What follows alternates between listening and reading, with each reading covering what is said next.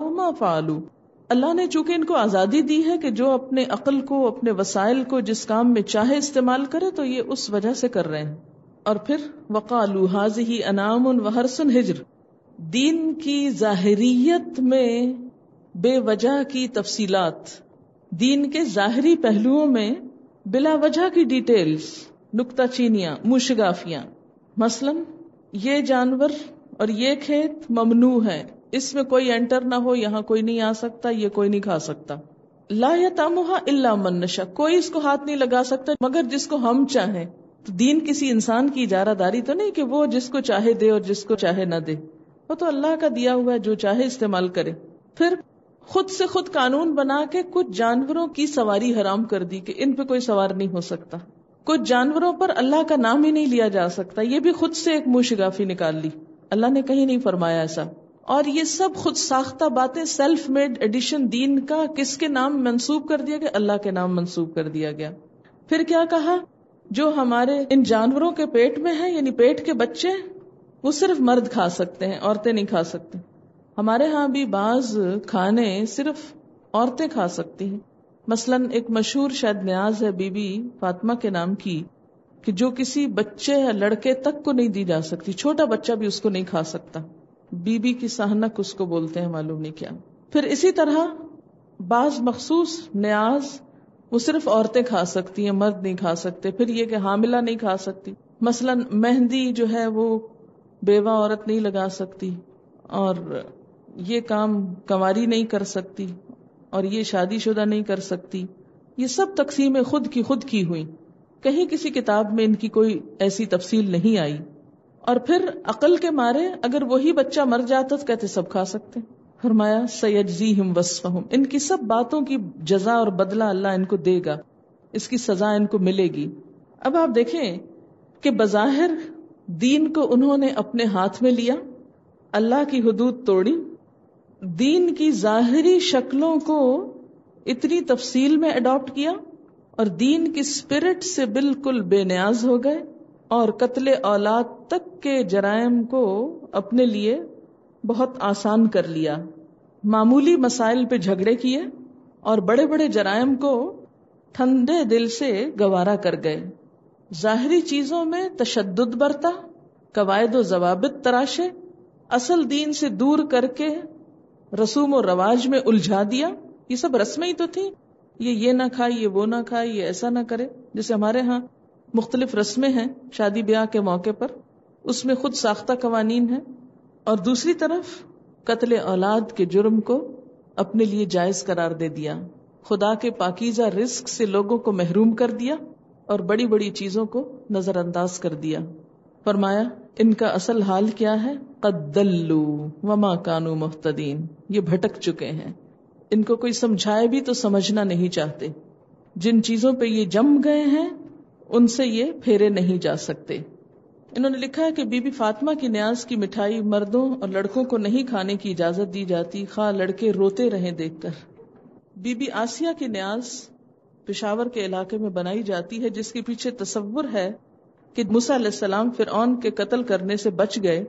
جب انہوں نے لال کی بجائے انگارہ اٹھا لیا تو منت پوری ہونے پر بی بی آسیہ نے اپنی مخصوص خواصوں کے ساتھ چھپ کر روٹی کی چوری کوٹی اور کھائی. تو منت پوری ہونے پر صرف خواتین کو دعوت دے کر کھلائی جاتی ہے، صرف خواتین کھاتی ہیں، مرد حضرات کو ایک نوالہ تک نہیں دیا جاتا. لا یطعمها الا من نشاء بزعمهم. معین الدین چشتی اجمیر انڈیا کے مزار پر مجاوروں کا کہنا ہے کہ ہمیں ان کی طفیل اتنا ملتا ہے کہ کچھ کام کرنے کی ضرورت ہی نہیں. سب ان کی اولاد ہیں اور آپس میں باہم رضامندی سے مختلف خاندانوں نے وقت تقسیم کر لیا ہے. جس کے وقت میں جتنا مال اور نظر آئے سب ان کے گھر جاتا ہے. ذاتی طور پر ایک مجاور نے ملاقات میں یہ سب باتیں بہت فخر سے بتائیں. ایک اور کمنٹ ہے، ایک مجاور اپنے گھر لے گئے 3 منزلہ پختہ بہترین مکان اور پلنے والا بہت بڑا کنبہ، سب خوشحالی کی منہ بولتی تصویریں تھیں، اور یہ سب کرم خواجہ غریب نواز کا تھا. آج کا بت پیسہ ہے. مشہور محاورہ فخریہ بولا جاتا ہے کہ پیسہ اگرچہ خدا نہیں مگر خدا جیسی طاقت رکھتا ہے.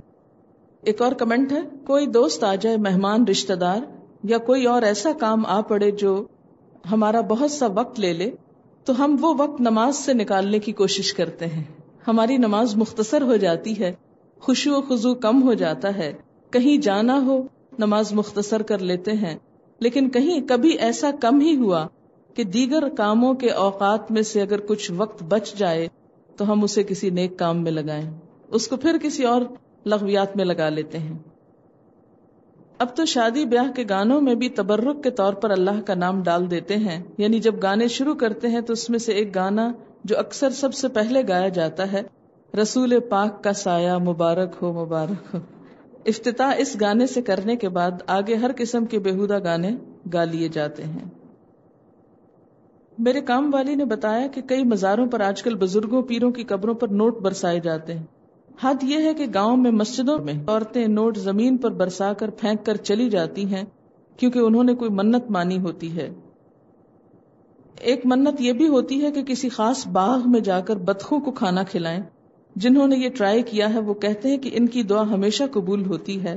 انہوں نے لکھا کہ اس کو میں ڈک پاور کہتی ہوں.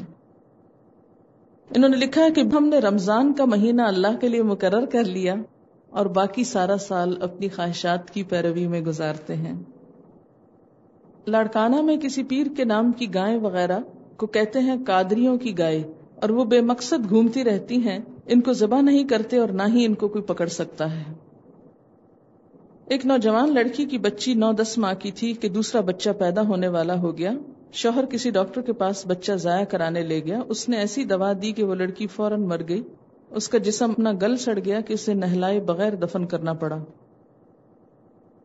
کہتی کہ میں بہت قریب سے ایک شخص کو جانتی ہوں جن کا ایک حلقہ ہوتا ہے، وہاں پر حمد اور نعتیں پڑھی جاتی ہیں، اور ایک اور چیز منقبت پڑھی جاتی ہے جس میں سب گا گا کر اپنے مرشد کی تعریفیں بیان کرتے ہیں. اتنا تو لوگ نعتوں میں بھی نہیں روتے جتنا لوگ اس منقبت میں روتے ہیں. حال پڑ جاتے ہیں لوگوں کو، ان کا بس نہیں چلتا کہ کسی طرح ان کے پاؤں پڑ جائیں تاکہ وہ بگڑی بنا دیں اور ہم جنت میں چلے جائیں. ان کا کہنا یہ ہے کہ عشق مجازی کے بعد عشق حقیقی آتا ہے. اگر اس وقت کوئی بات بھی کر لے غلطی سے تو لوگ اس کو بہت برا سمجھتے ہیں کہ مرشد ناراض ہو جائیں گے. اگر کوئی بچہ زیادہ عرصے بعد پیدا ہو تو والدین کم از کم 5 سال کے لیے کسی بزرگ کے نام پر فقیر کر دیتے ہیں. 5 سال تک گھر کی کوئی چیز اس کے استعمال میں نہیں لاتے.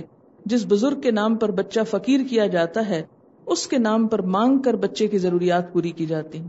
یہ صحیح انہوں نے کہا. ایک لٹ بھی چھوڑ دی جاتی ہے جس کو یعنی پورے سر میں ایک بالوں کی لٹ لمبی ہوتی چلی جاتی ہے. پھر پیسے جمع کر کے کوئی جانور خرید کر پھر اس خاص مزار پہ جایا جاتا ہے، وہاں جا کر وہ لٹ کاٹی جاتی ہے اور وہ جانور قربان کیا جاتا ہے. ہندو بھی کہتے ہیں ایسے کرتے ہیں. پچھلے دنوں ایک سوسائٹی میں خانہ کعبہ کا ماڈل بنا کر اس کے آگے سجدے کیے گئے، اس کے گرد طواف کیے گئے، جس میں ننگے پیر مرد اور عورتوں اور بچوں نے طواف کی اور عقیدت ظاہر کی. کچھ دنوں بعد مسجد نبوی کا بھی ایسا ہی نقشہ بنایا گیا اور دیکھنے والے کہتے ہیں کہ بالکل ویسا ہی لگتا تھا، یعنی اصل مسجد کی طرح کا. ہمارے ہاں بہت سارے لوگوں کا ایک گروہ ہے جو لاہور ہر سال اہتمام کے ساتھ ہزاروں روپے کرائے کے خرچ کر کے کراچی میں پیر صاحب کے مزار کے عرس پر حاضری دینے کے لیے آتے ہیں.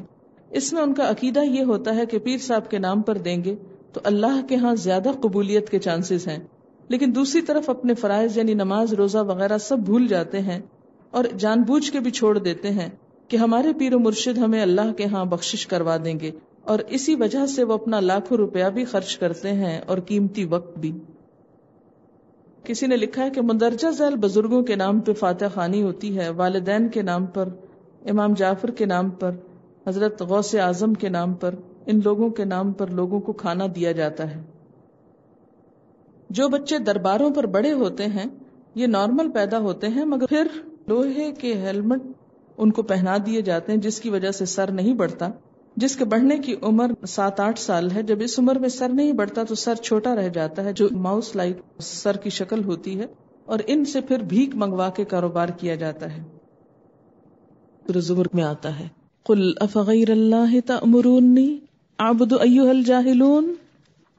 اے نبی صلی اللہ علیہ وسلم ان سے کہیے پھر کیا اے جاہلو تم اللہ کے سوا کسی اور کی بندگی کرنے کے لیے مجھ سے کہتے ہو کہ میں اللہ کے سوا کسی اور کی طرف پلٹ جاؤں. یہاں جاہلون کس کو کہا گیا ہے؟ جاہلون کچھ پکارنے والوں کو، بلانے والوں کو، دعوت دینے والوں کو، کس کی طرف؟ غیر اللہ کی طرف. جو اللہ کے سوا کسی اور کی طرف بلائے وہ عالم نہیں، جاہل ہے، خواہ اس کا بلانا کتنا ہی خوبصورت کیوں نہ ہو، کتنا ہی اٹریکٹیو کیوں نہ ہو. کیونکہ نبی صلی اللہ علیہ وسلم کو بار بار یہ آفرز دی جا رہی تھی کہ آؤ پلٹاؤ آباؤ اجداد کے دین کی طرف، پہلے طریقوں کی طرف آ جاؤ، تم کو بادشاہ بنا لیا جائے گا، مال کا ڈھیر لگا دیا جائے گا، ہر وہ چیز مل جائے گی جو تم مانگو گے، لیکن بس ایک اللہ کا نام لینا چھوڑ دو، اپنی روایات کو برا بھلا نہ کہو. تو فرمایا آپ ان کو بتا دیجئے افغیر اللہ تأمرونی اعبد ایھا الجاہلون. اور یہ صرف اس دور کے لیے نہیں، آج بھی اگر کوئی شخص اللہ کے راستے سے ہٹا کر کسی اور راستے کی طرف لے جانا چاہتا ہے اور وہ خود کو بہت عقل مند بتا رہا ہے، بہت پڑھا لکھا. اچھا ہوتا یہی نا کہ جو جتنا پڑھا لکھا ہوتا ہے، جتنی ڈگریاں رکھتا ہے، ہم اس کی بات اتنے ہی آسانی سے سن لیتے ہیں، مان لیتے ہیں، اور یہ کبھی نہیں دیکھتے کہ بات کیا ہے، بلا کس طرف رہا ہے. ہم صرف یہ دیکھتے ہیں کہ بلانے والا کون ہے، یہ نہیں دیکھتے بلا کدھر رہا ہے، اور یہیں سے دھوکہ کھا جاتے ہیں. مثلا آپ کسی بھی محفل میں ہیں، عام طور پر اسکالرز کو انٹروڈیوس کیا جاتا ہے کہ فلاں شخص آپ کے سامنے اسپیچ دیں گے، ان کی یہ ڈگریاں ہیں، یہ قابلیتیں ہیں، یہ ایوارڈز ہیں، یہ کارنامے ہیں، اور پھر ان کی گفتگو. تو جب آپ وہ ساری لسٹ سن لیتے ہیں کارناموں کی، تو پھر آپ پوری طرح اپنے آپ کو سبمٹ کر دیتے ہیں، اس کے حوالے کر دیتے ہیں. اب جو وہ کہے گا وہی آپ کے لیے حرف آخر ہو جائے گا. کیوں؟ اس لیے کہ اس کے پاس تو بہت بڑی ڈگریاں. یہ کبھی نہیں کھنگالیں گے کیا کہہ رہا ہے. جبکہ نبی صلی اللہ علیہ وسلم نے ہمیں کیا سکھایا ہے؟ یہ نہ دیکھو کہ بلانے والا کون ہے، یہ نہ دیکھو، یہ دیکھو کس چیز کی طرف بلا رہا ہے. یہ ہے عقل مندی کی علامت. مگر ہم دوسری طرف سے دیکھتے ہیں کون ہے، کس نے فرمایا. اسی لیے تو ہر وقت کوٹیشنز پڑھتے رہتے ہیں نا، بڑی بڑی، افلاطون نے یہ کہا اور ارسطو نے یہ کہا اور فلاں صاحب نے یہ فرمایا، بڑے بڑے اقوال. اور یہ نہیں دیکھتے آگے بات کیا ہے. نام ہی کافی، اسلام میں نام ہی کافی نہیں. وہاں دیکھا یہ جائے گا کہ کہنے والا خواہ کتنا بڑا علامہ کیوں نہ ہو، وہ کہہ کیا رہا ہے. عقل سے کام لو. آنکھیں بند کر کے کسی کے پیچھے چلنے والے تو کون ہوتے ہیں؟ ان شر الدواب عند اللہ الصم البکم الذین لا یعقلون. بدترین جانور اللہ کے نزدیک وہ لوگ ہوتے ہیں جو اندھے بہرے ہوتے ہیں، گنگے بہرے ہوتے ہیں، عقل سے کام ہی نہیں لیتے، کچھ سمجھتے ہی نہیں، آنکھیں بند کر کے بھاگے چلے جاتے ہیں. بڑے بڑے خوشنما نعرے ان کو اپنے جال میں پھنسا لیتے ہیں. بالکل بھیڑ بکریاں ایسے ہی کرتی ہیں نا، کہ ان کو نہیں پتا کہ یہ ہم کو چرانے لے جایا جا رہا ہے یا ذبح کرنے لے جایا جا رہا ہے. تو جو انسان بھی عقل سے کام نہیں لیتے، وہ یہ نہیں دیکھتے کہ ہم کو کس چیز کی طرف بلایا جا رہا ہے، بس وہ صرف یہ دیکھتے ہیں کون بلا رہا ہے. وہ کسی لیڈر کی صرف ظاہری شخصیت سے مروب ہو کر آنکھیں بند کر کے خود کو اس کے پیچھے جھونک دیتے ہیں. میں نے آپ کو آج تک بتایا میری پی ایچ ڈی کا ٹائٹل کیا تھا، عنوان کیا تھا، میری ریسرچ کیا تھی، اس میں کیا لکھا میں نے. کبھی آپ نے پڑھا میرا تھیسس؟ کبھی میں نے وہ تھیسس لا کے پڑھایا آپ کو؟ کبھی نہیں. اس کا تو ہارڈلی کہیں ذکر ہوا ہے. بالکل میں اپنے لیے بھی یہی بات کہوں گی کہ نہ آپ میرے بولنے پہ جائیں، نہ میری شکل و صورت پہ جائیں، نہ کسی اور ڈگری پہ جائیں. آنکھیں کھول کے دیکھا کریں میں کیا رہی ہوں، کیا بول رہی ہوں. اسی میں بھلائی ہے میری بھی اور آپ کی بھی. اور سارا دن ہم کیا کھول کے بیٹھے رہتے ہیں. کیا کام ہوتا ہے؟ پہلے تو لفظ کا ترجمہ ہوتا ہے، پھر اس کے بعد یہ ہے کہ انہی آیتوں کو آگے پیچھے سے دیکھتے ہیں، پھر کوئی احادیث اس سے متعلق مل گئی تو ان کو ساتھ کوٹ کر لیتے ہیں. بس یہ چند جملے بیچ کے بولے جاتے ہیں وہ جو ان کو جوڑنے کے کام آتے ہیں. باقی تو ٹیکسٹ ہے اللہ کی کتاب کی، سب کچھ ریکارڈڈ ہے. گن کے دیکھ لیجئے کہ میں نے کتنی دفعہ یہ فرمایا ہو کہ میرا خیال یہ ہے، میں یہ کہتی ہوں، میری سمجھ میں یہ آتا ہے. ڈھونڈ کے دکھائیے مجھے کتنے جملے ایسے میرے سارے لیکچر میں. میں تو جب یہ آپ کو پڑھاتی ہوں تو یقین مانے کہ میرے مخاطب آپ نہیں ہوتے، میں تو آیت آیت پہ خود کو مخاطب کر رہی ہوتی ہوں، اپنے لیے لے رہی ہوتی ہوں کہ یہ میرے لیے. جتنا آپ کے لیے اتنا ہی میرے لیے ہے یہ، کیونکہ ہم سب بندے ہیں اللہ کے، اور انسان ہونے کے ناطے کسی کے نام سے کوئی نہیں بخشا جائے گا کہ فلاں کا نام کے ساتھ یہ لگا ہوا تھا اس لیے اس کو بخش دیا جائے، چاہے اس کا عمل کچھ بھی نہ ہو. تو بہرحال آپ سب کو اللہ نے عقل دی ہے، آنکھیں دی ہیں، کان دیے ہیں، زبان دی ہے. دیکھیں، پڑھیں، غور کریں، سمجھیں اور پھر مانیں.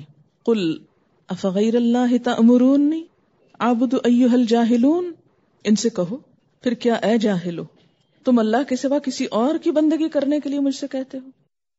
میں اللہ کے سوا کسی اور کا بندہ بن جاؤں، کسی اور کی طرف جھک جاؤں؟ جو بھی اللہ کے سوا کسی اور طرف لوگوں کو موڑے، خواہ وہ کتنا ہی بڑا علامہ ہو، اللہ کی نظر میں وہ جاہل ہے، کیونکہ سب سے بڑا علم اپنے خالق کی پہچان ہے، اپنے خالق کے آگے جھکنا ہے. وَلَقَدْ أُوحِيَ إِلَيْكَ، اور البتہ تحقیق وحی کی گئی آپ کی طرف، وَإِلَى الَّذِينَ مِن قَبْلِكَ، اور ان لوگوں کی طرف جو آپ سے پہلے تھے یعنی انبیاء، لَإِنْ أَشْرَكْتَ، البتہ اگر تو نے شرک کیا، لَيَحْبَطَنَّ عَمَلُكَ، تمہارا عمل بھی ضائع ہو جائے گا. یعنی اللہ کا یہ حکم پیغمبروں کے لیے بھی ہے کہ شرک سے ان کے عمل بھی ضائع ہو جائیں گے. اس کا یہ مطلب نہیں نعوذ باللہ وہ شرک کرنے والے تھے، یہاں اس بات کی اہمیت واضح کی گئی کہ شرک اتنا بڑا گناہ ہے کہ سب نیکیوں پہ پانی پھیر دیتا ہے. وَلَتَكُونَنَّ مِنَ الْخَاسِرِينَ، اور تم ضرور خسارہ پانے والوں میں شامل ہو کے رہو گے. بَلِ اللَّهَ فَاعْبُدْ وَكُن مِّنَ الشَّاكِرِينَ، اللہ ہی کی بندگی کرو اور شکر گزار بندوں میں سے ہو جاؤ. إِيَّاكَ نَعْبُدُ وَإِيَّاكَ نَسْتَعِينُ، یہ بالکل جیسے إِيَّاكَ نَعْبُدُ ہے نا، اسی طرح بَلِ اللَّهَ فَاعْبُدْ، یہ نہیں کہا گیا فَاعْبُدِ اللہ.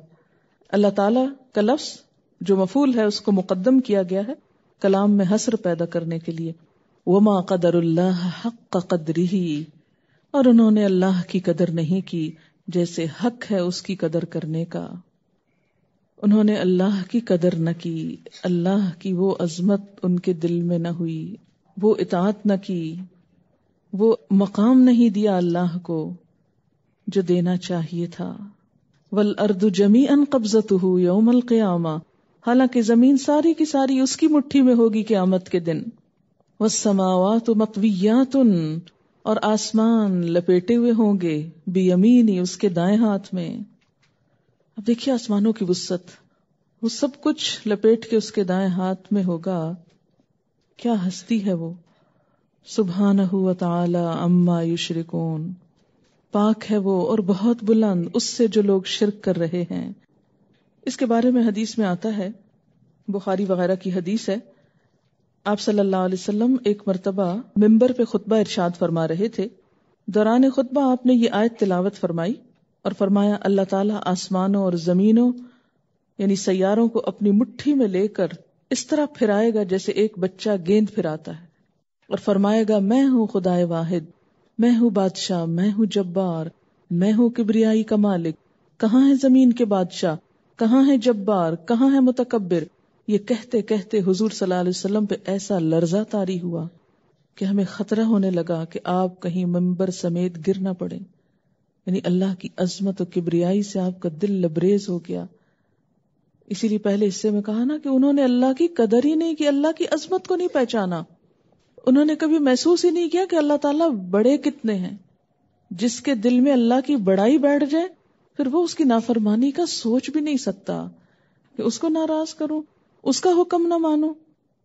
مثلا آپ دیکھیے کہ آپ کی کوئی بہن آپ کی بات نہیں مانتی تو آپ کو برا لگتا ہے، مگر اگر وہ آپ کی والدہ کی بات نہ مانے تو آپ کہتے ہیں لو بہت غلط بات ہے، ماں کی بات ماننی چاہیے. کیوں؟ اس لیے کہ ماں بڑی ہے نا. اگر آپ کی بات اس نے نہیں مانی کوئی بات نہیں، مگر ماں بڑی ہے تو ماں کی تو مان جانی چاہیے. تو اسی طرح جو جتنا بڑا ہوتا ہے اس کی بات کا انکار اتنی ہی بڑی غلط بات ہوتی ہے. تو یہاں پر پہلے کیا فرمایا، انہوں نے اللہ کی قدر نہیں کی. کسی کی بھی قدر کب نہیں کرتا کوئی، جب وہ اس کی حقیقت کو نہیں سمجھتا. آپ کے ساتھ کبھی ایسا اتفاق ہوا ہوگا کہ جب کوئی آپ کو نہ پہچانتا ہو تو وہ آپ سے کیسے معاملہ کرتا ہے، اور جب آپ کو پہچان لے تو اس کا معاملہ بالکل بدل جاتا ہے. میں ایک دفعہ ایک کلینک میں گئی تو برقع پہنا ہوا تھا. انہوں نے نام تو میرا سن رکھا تھا لیکن مجھے شکل سے نہیں دیکھا ہوتا. نام پوچھا تو میں نے کہا فرحت میرا نام ہے. بالکل جیسے عام پیشنٹس کو ٹریٹ کرتے ہیں، عام طور پر روڈلی اور تھوڑا سا اسی طرح ٹریٹ کرتے. اتنے میں ایک اور پیشنٹ آئی اور انہوں نے مجھے دیکھ کے پہچانا، آپ یہاں بیٹھی. جب میرا نام سنا تو دوسری ایک دم وہ اچھا سوری مجھے تو پتہ ہی نہیں تھا یہ آپ ہیں اور میں نے آپ کو پہچانا نہیں. اور وہ تو میں یہ سوچ رہی تھی کہ صرف پہچان سے رویے میں فرق آ گیا, بالکل تبدیل ہو گیا رویہ, بولنے کا انداز, ہر چیز. اور بسا اوقات ہم بھی کسی کو جب نہیں پہچانتے تو اس کے ساتھ بالکل بیگانوں کا سا معاملہ کرتے ہیں, اور جب پہچان لیتے ہیں تو دل نچھاور کرتے ہیں. اللہ تعالیٰ کی جب معرفت ہو جاتی ہے نا, پھر گستاخیاں نہیں ہو سکتی. یہ اسی وقت ہوتی ہیں جب اس کی پہچان نہیں, معرفت نہیں. جتنی پہچان ہوتی جائے گی اتنی ہی عاجزی آتی جائے گی, اتنی ہی اطاعت آتی, اتنی ہی سبمشن ہو جائے گی. اتنی بڑی ہستی, اس کی بات نہیں, مجھے تو ڈر لگتا ہے. قل انی اخاف ان عصیت ربی عذاب یوم عظیم, کہہ دیجئے میں ڈرتا ہوں اگر میں اپنے رب کی نافرمانی کروں وہ بڑے دن کا عذاب مجھ کو پکڑ لے گا. وما قدر اللہ حق قدرہ, انہوں نے اللہ کی قدر نہیں پہچانی جیسے اس کی قدر پہچاننے کا حق ہے. کیوں؟ اس لیے کہ انہیں اللہ کی معرفت ہی نہیں, جانتے ہی نہیں وہ کتنی بڑی ہستی ہے. آپ دیکھیں کہ دنیا کا کوئی بڑا انسان ہمارے سامنے آ جاتا ہے تو ہم کس طرح بہیو کرتے ہیں, لیکن اس کے مقابلے میں اللہ کی بات سامنے آتی ہے تو ہم سنی انسنی کر دیتے ہیں. اچھا ٹھیک ہے, تو جس دل میں رب کی بڑائی آ جائے پھر وہ اس طرح بے نیازی نہیں برت سکتا اپنے رب سے. ایک عورت ایک قبر پہ بیٹھی تھی, نبی صلی اللہ علیہ وسلم نے اس کو سمجھایا کہ صبر کرو, تو فوراً بولی تمہیں کیا معلوم میرے ساتھ کیا ہوا ہے جو تم مجھے صبر کے لیے کہہ رہے ہو. بعد میں کسی نے بتایا کہ یہ حضور صلی اللہ علیہ وسلم تھے, تو فوراً جا کر معافی مانگی کہ میں آپ کو پہچانی نہ تھی, ورنہ میں آپ سے اس طرح بات نہ کرتی. اب ہم کہتے ہیں کیوں اللہ تعالیٰ نے یہ کہہ دیا, یہ تو بڑا ظلم ہے, یہ بڑی زیادتی ہے. یہ سب باتیں اس لیے ہم بولتے ہیں کہ پتہ نہیں ہے وہ ہے کیا چیز. حدیث قدسی ہے, میں اور جن و انس عجیب معاملے پر ہیں, پیدا میں کرتا ہوں, عبادت کسی اور کی ہو رہی ہے, رزق میں دیتا ہوں, شکر کسی اور کا ہو رہا ہے. میں اپنے بندے پر احسان کر کے محبت کا اظہار کرتا ہوں, مگر میرا بندہ نافرمانی کر کے مجھے کو ناراض کرتا ہے. سب کچھ دے میں رہا ہوں, توجہ کسی اور کی طرف ہے, شکر کسی اور کا ہو رہا ہے. فرمایا پہچانتے نہیں ہو اس کو؟ ایک چھوٹی سی پہچان دیکھو, والارض جمیعا قبضتہ, یہ اتنی بڑی زمین جو ہے نا وہ اس کی مٹھی میں ہوگی. اور نہ صرف یہ کہ زمین بلکہ والسماوات, سارے آسمان, سب کچھ. اور کیا ہوں گے؟ مطویات, لپیٹے ہوئے اسکرول کی طرح سب لپیٹ دیے جائیں گے, اور لپیٹ کے اس کے دائیں ہاتھ میں ہوں گے.